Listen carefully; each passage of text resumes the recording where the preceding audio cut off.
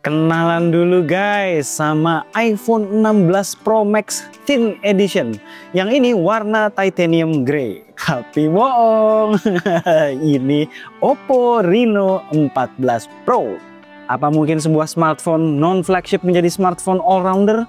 Bisa. Oppo Reno 14 Pro membuktikannya. Walau ada sesuatu yang harus dikorbankan untuk mencapai status tersebut. Yo guys, Oppo Reno 14 Pro 5G. Akhirnya ya, setelah beberapa rilisan Reno series yang jarang banget memberikan smartphone yang all-rounder, HP yang satu ini sangat bisa dibilang sebagai smartphone yang nyaris all-rounder. Desain, material, baterai, charging, kamera, UI, pokoknya semua bagus. Tapi ada satu hal yang bisa bikin mengernyitkan dahi, terutama kalau disandingkan dengan harganya. Apa itu? Yuk kita lihat bareng-bareng. Satu hal yang pasti ada di pikiran kalian ketika pertama kali megang Oppo Reno 14 Pro adalah gede. Gue langsung keinget feel megang iPhone 16 Pro Max. Reno lebih tipis dan juga lebih ringan. Nggak cuma dimensi yang mirip, tapi feel di tangan itu juga mirip banget. Kombinasi aerospace grade aluminium frame dengan bodi belakang kaca yang punya finishing sangat mirip iPhone 16 Pro series bikin rasa memegangnya truly familiar. By the way, gue pribadi makainya yang warna titanium grey ini. Tapi kalau kalian pengen varian warna yang lebih flashy, lebih mencolok, bisa pick warna opal white yang punya aksen layaknya ekor mermaid. Ya selera lah soal yang satu itu. Balik ke depan, desain depannya juga nggak kalah kece ya, dengan bezel yang cukup tipis dan yang pasti balance di semua sisi.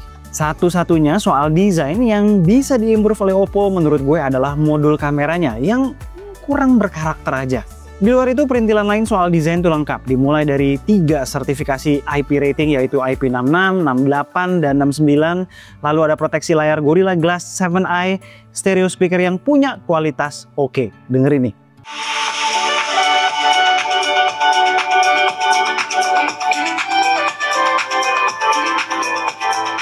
Lanjut, dia juga punya haptics yang flagship grade. Make sure adjust haptic strength di settings ya. Mau feedbacknya empuk atau garing itu tergantung kekuatan haptics yang dipilih. Terakhir, untuk SIM tray-nya support dual SIM only, no micro SD slot, dan dia udah support eSIM. Soal layar nggak terlalu banyak yang bisa dibahas. Sesuai dengan standar industri di harga segini aja, well, hampir. Dia bright buat di outdoor, touch response-nya enak ketika dipakai main game, color reproduction bagus, refresh rate tinggi, sat-set di UI. Cuma satu yang disayangkan, layarnya belum LTPO, alias cuma bisa secara otomatis naik turun di 60, 90, dan 120 Hz aja. Nggak bisa turun sampai 1 Hz ketika dibutuhkan. Sebetulnya secara visual ini nggak ngaruh ya, ngaruhnya lebih ke baterai. Teorinya begitu. Nah sekarang kita bahas aja langsung ketahanan baterainya. Untungnya dengan layar yang belum LTPO, ketahanan baterainya tetap top. Dengan mengetesan standar ala K2G, gue bisa dapat 8 jam screen on time dalam total usage 20 jam dengan baterai 6200 mAh-nya. Tapi kalau dipakai daily dan nggak seintensif testing rutin kami, gue sempet dapat 7,5 jam SOT, tapi total uptime-nya nyampe 30 jam. Overall gue puas banget soal baterai, tapi tetap ya, kalau layarnya LTPO gue yakin SOT-nya masih bisa nambah lagi. Ketika kehabisan baterai, ngecharge dengan charger SuperVOOC 80 watt-nya butuh waktu kurang lebih 50 menit untuk isi full dari kosong. Sekarang kita masuk ke bagian yang di atas kertas bisa bikin calon pembelinya galau. SoC. Oppo Reno 14 Pro menggunakan SoC Dimensity 8450. SoC ini adalah upgrade minor dari Dimensity 8400. Yang bakal bikin orang berpikir ketika melihat SoC ini di smartphone dengan rentang harga segini adalah ini hanya upgrade minor dari seri SoC yang di market Indonesia itu dimasukin atau disematkan ke smartphone yang harganya 4 jutaan sampai 7 juta. So, apakah ini deal breaker? Tergantung kegunaan kalian. Gue jelasin nih. Kalau kalian user yang nyari sekedar performa tinggi, Reno 14 Pro dengan Dimensity 8450 akan beda tipis-tipis aja dengan smartphone dengan SoC Dimensity 8400. Maximum performance-nya di Antutu dan Geekbench selevel dengan Dimensity 8400. Yang beda adalah di 3D Mark, di mana dia bisa dapat skor lebih tinggi dan stabilitas performa yang lebih oke juga. Ini sejalan ya dengan salah satu upgrade dari Dimensity 8450 ini, yaitu dari sisi gaming, di mana ada fitur namanya Starspeed Engine yang bakal improve real world gaming performance. Nah, kalau di real gaming seperti apa performanya? Ini gue tes dalam kondisi ruangan non AC loh ya, panas siang-siang, bukan di ruangan AC yang dinginnya udah kayak lab gitu, enggak. Main Mobile Legends bermatch-match, suhunya naik cuma sedikit, paling cuma 2 derajat. Nah, tapi ini nih satu yang bisa di-improve oleh Oppo. Batas throttlingnya harusnya bisa dinaikkan di beberapa game.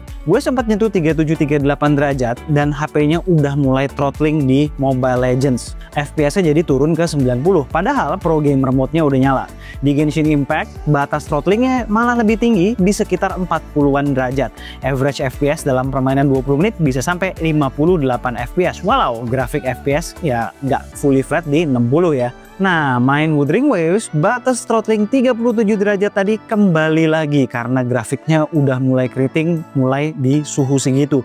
Alhasil average FPS cuma dapat 50 FPS. Untuk gaming, gua rasa Oppo butuh relax lagi dengan batas suhu untuk throttlingnya.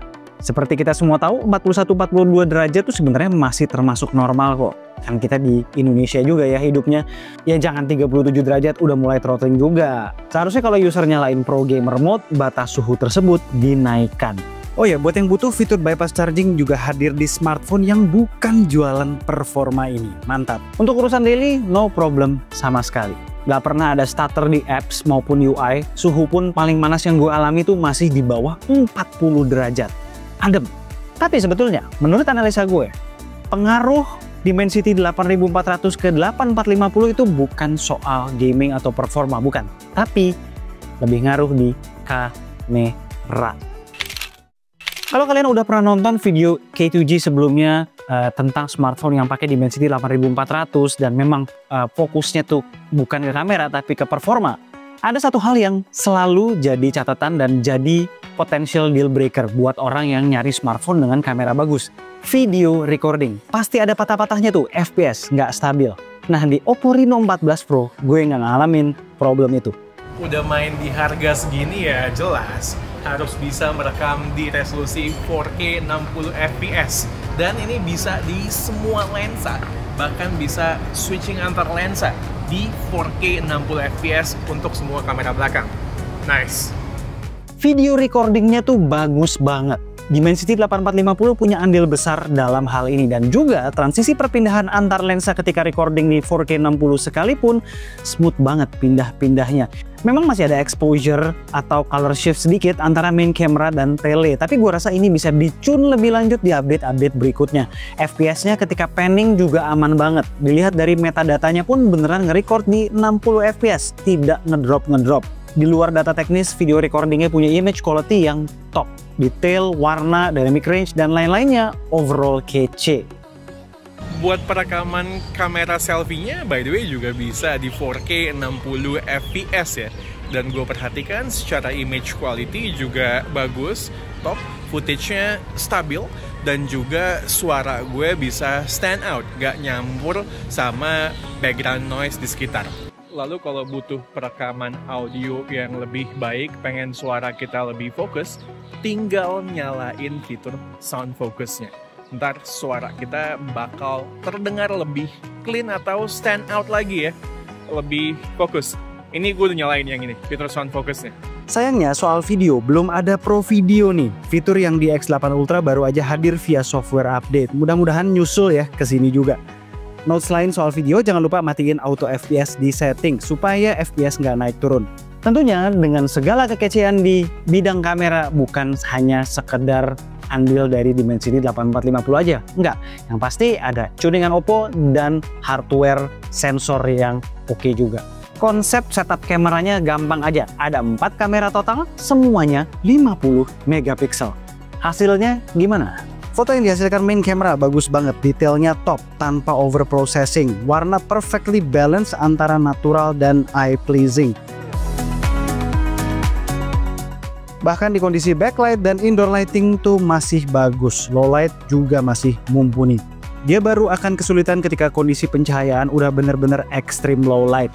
Untuk periskop telefotonya di 3,5 kali optical tuh bagus, pakai banget. Baik di mode portrait maupun auto biasa. Detailnya keluar, processing nggak berlebihan.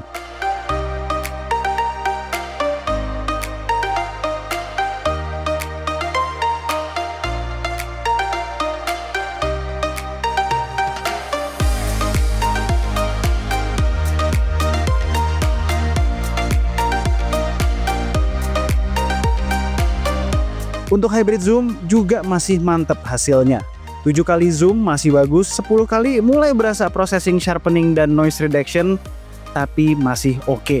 Zoom ekstrim ke 30 kali dan 60 kali pun masih usable, walau jelas ya udah AI enhanced dan bagus enggaknya tergantung objek. Yang gue kurang sreg soal telenya adalah dia otomatis switch lensa ke main camera kalau moto pakai tele di kondisi low light, dan dia nggak bisa disetting supaya nggak switch. Untuk ultrawide bagus banget juga, segala parameter penilaian dia lolos. Iyalah 50 megapiksel ultrawide-nya cuy, jauh dari kata kentang. Lanjut, selfie-nya juga cakep, pakai sensor mumpuni ISOCELL JN5 yang sering banget dipakai di kamera belakang sebetulnya. Semua parameter penilaian on point. Wah, tapi cuap-cuap kamera bagus, tanpa perbandingan tuh rasanya hampa banget ya. Nih, gue sempat bandingin fotonya dengan Xiaomi 15 dan iPhone 16 Pro. Dua HP yang harganya lebih mahal dan statusnya udah flagship.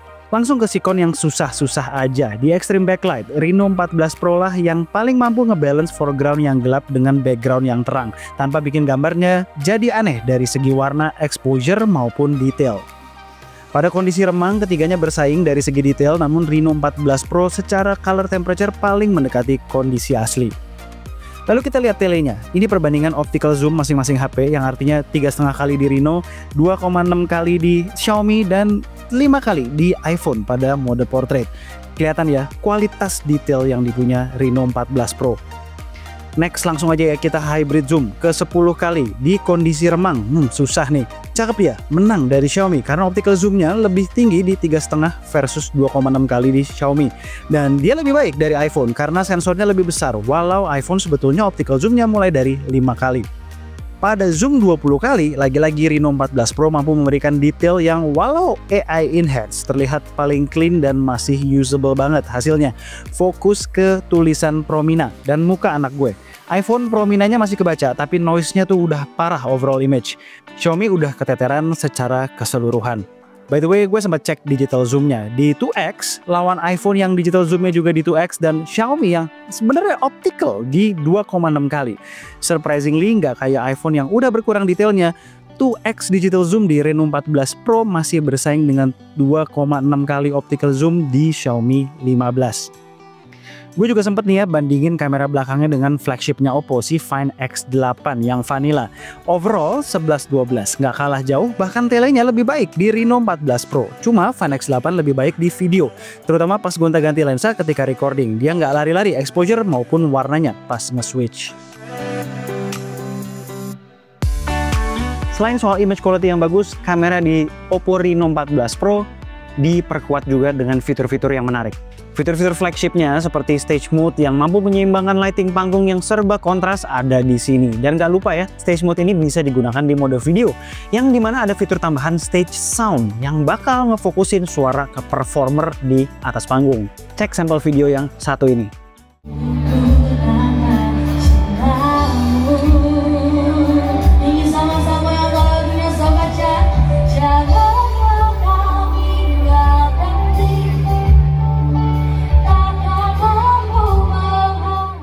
Ada juga underwater mode yang matiin input di display supaya kita bisa moto dan rekam video underwater tanpa layar nggak sengaja kepencet oleh tekanan air.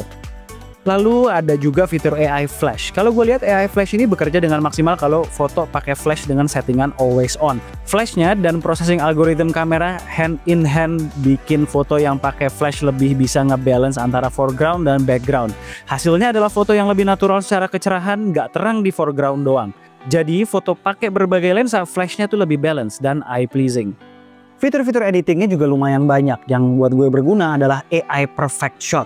Kalau lagi foto rame-rame dan ada yang merem, dia bisa tuh ambil mata orang tersebut dari foto lain di galeri dan dibikin melek. Yang guna juga adalah AI Unblur yang bisa bikin gambar yang kena motion blur jadi usable untuk diposting ke sosmed.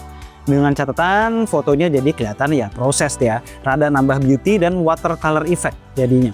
Di luar itu masih banyak lagi sebetulnya seperti AI Reflection Remover, AI Eraser, dan AI Recompose. Oh ya, jangan lupa juga di sini masih ada Oppo AI Studio yang bisa generate berbagai AI enhanced photos dari existing foto kita. Lumayan tuh. Terakhir, urutan software. Ini sih menurut gua nggak ada kurangnya.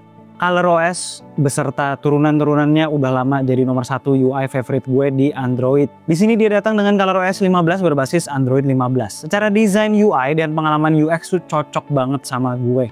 Ditambah lagi janji update yang panjang, 5 kali major Android update dan 6 tahun security patch. Terus fitur-fitur AI kekiniannya juga lengkap ya. Segala sesuatu yang berhubungan dengan AI-nya Google seperti Circle to Search, Gemini, ada semua.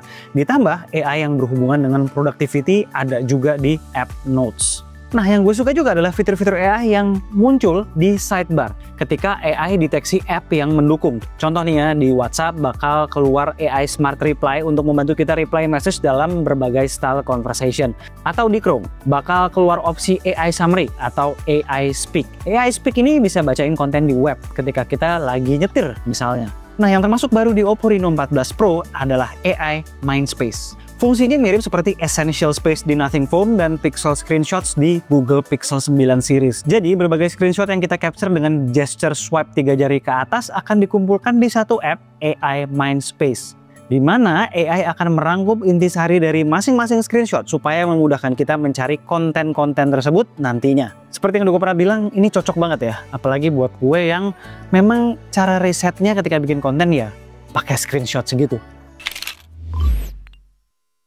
Alright, itu adalah Oppo Reno 14 Pro 5G. HP yang satu ini bagus banget, nyaris all-rounder. Kenapa gue bilang nyaris? Karena yang tadi tuh soal throttling di performance ketika gaming. Kalau itu udah di fix, top banget. Nah, tapi walaupun smartphone ini menurut gue sangat bagus, ada satu hal yang berpotensi mengganjal calon buyernya. Itu adalah harganya yang sudah melewati angka psikologis 10 juta. Harga smartphone ini 11 juta. Alias 10.999. Anyway, ada bonus, dipotong-potong bonus Enco tuh, ya taruhlah dia 10,5 juta lah.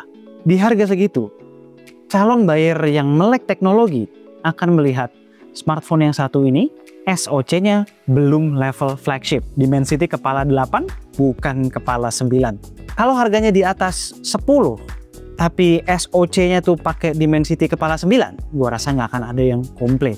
Di sisi lain, kalau kalian nggak terlalu peduli dengan itu, sebetulnya banyak hal lain yang diberikan. Seperti kamera yang direntang harganya termasuk OP, baik on paper maupun hasil. Baterai yang long lasting, build quality yang super bagus, sampai UI yang sangat solid. Kalau kita lihat pesaingnya di harga segitu, sebenarnya belum pada full flagship juga kan. Rata-rata HP yang punya SoC rata kanan, tapi dengan kamera yang B aja. Kebalikannya, Oppo Reno 14 Pro ini SoC-nya sekedar lumayan, tapi kameranya bagus banget. Ya tapi tetap ya, akan lebih seksi kalau smartphone ini dijual di 9.999.000. Bener gak? Alright, sekian aja video dari gue kali ini. Gue Alesan, this is K2G. Tunggu racun-racun kami berikutnya.